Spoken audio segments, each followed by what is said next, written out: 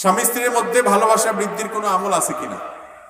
স্বামী স্ত্রীর মধ্যে ভালোবাসা বৃদ্ধির কোনো আমল আছে কিনা?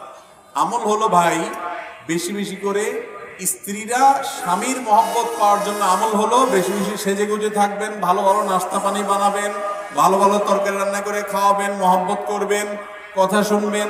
আর স্বামীদের আমল হলো স্ত্রীকে বেশি বেশি হাদিয়া তোফা দিবেন, শাড়ি চুড়ি কিনে দিবেন, টাকা পয়সা দিবেন, তোফা দিবেন, ভালো ব্যবহার করবেন। এই আমল করলে ভালোবাসা এমনি তৈরি হয়ে যাবে। বুঝেন নাই? দুনিয়ার উল্টা পাল্টা করবেন আর আমার কাছে আমল চাইবেন যে একটা দোয়া পড়ে দিলে ওইটা একেবারে কারিশমার মতো কাজ হইয়া স্ত্রী আপনার বাধ্যগত হয়ে যাবে। এইরকম আমল আমার জানা। আল্লাহ তাআলা কোরআনে পুরুষদেরকে বলেছে, ওয়াশিরুহুন্না বিল মারুফ, তোমরা তোমাদের স্ত্রীদের সাথে সুন্দরভাবে বসবাস করো। এই জন্য যাদেরকে আল্লাহ স্বামী বানিয়েছে, খবরদার স্ত্রীদের সাথে সুন্দর আচরণ করবেন। ভুল ত্রুটি হলেও ক্ষমার চোখে দেখবেন। আম্মা জান আয়েশা রাদিয়াল্লাহু তাআলা আনহা বয়সে ছোট ছিলেন, তিনি অনেক সময় ওই যে আটার খামিরা বানায় রেখে হয়তো ভুলে যেতেন, কোনো দিকে চলে যেতেন, খোলা রেখে যেতেন। অনেক সময় এসে ওই যে ছাগল মুরগি এসে খেয়ে ফেলতো, দাওয়াজন খেয়ে ফেলতো। এটা ছিল তার।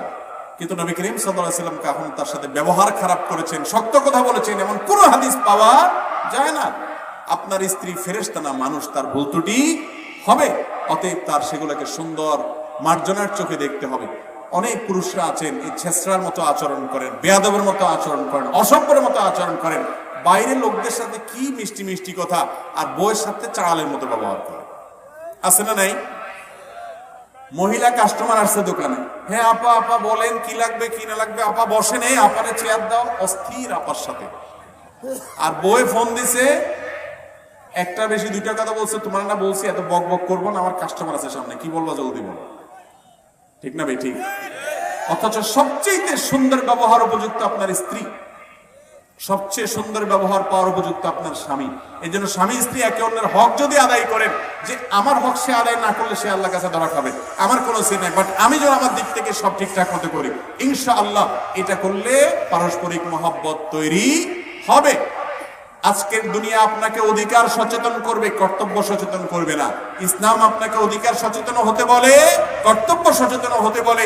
আপনার দায়িত্ব কি সেটা দেখেন, আপনার প্রাপ্য কি সেটা যদি নাও হয়, আপনার গুনার তো অন্তত হবে না, আপনার দায়িত্বটা পালন করেন। এই জন্য দেখবেন এখন সব স্বামীরা অধিকার সচেতন, সব মহিলারাও অধিকার সচেতন, ভালো, অধিকার সচেতন ভালো, কিন্তু কর্তব্য সচেতন না। আমার কি করার আছে সেটা দেখে না। স্বামী স্ত্রীর হাদিস শোনায়, শুনছো হুজুর কি ওয়াজ করছে?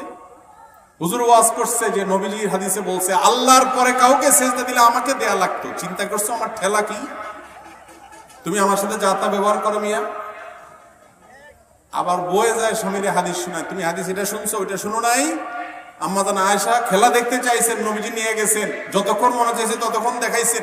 এরপরে বলছেন ফাকদুরু কদরাল জারিয়াতি সিন্নি আল হারিসাতি আলাল্লাহি আল হারিসাতি আলাল্লাহি। ও দুনিয়ার পুরুষরা, তোমাদের এই কম বয়সী বউ থাকলে, তারা একটু বিনোদন প্রিয় থাকলে, তাদের বিনোদনের দিকে খেয়াল রাখি।